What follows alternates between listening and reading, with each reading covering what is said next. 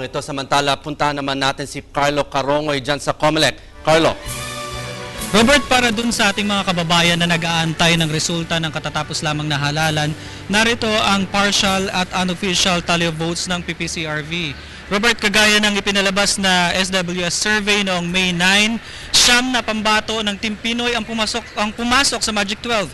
Sila surprisingly si Grace Poe sa number 1, mayroong 9.8 million votes. Pangalawa si Loren Legarda, may 8.8 million votes. Pangatlo si Chis Escudero, 8.6 million votes. Pang-apat si Alan Peter Cayetano, 8.5 million votes. Si Sonny Angara may 7.7 million votes, si Bam Aquino 7.3 million votes, si Coco Pimentel 7.1 million votes, si Sonny Trillanes 6.9 million votes, at si Cynthia Villar na mayroon 6.6 million votes.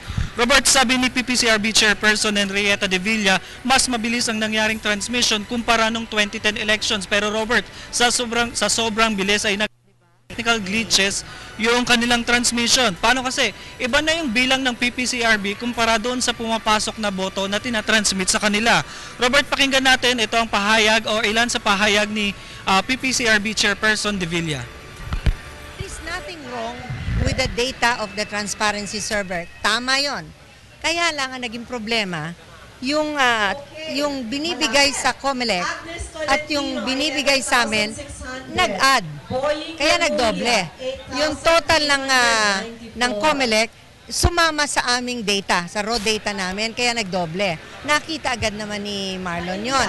Kaya kinorek niya yung script para mahiwalay na yon talaga, no? At naintindihan naman ng mga ibang may hawak din ng workstation dun sa transparency server. Kamukha ng LP, ng UNA, ng KBP, kami, at dun sa mirror server, ang lahat ng iba, no?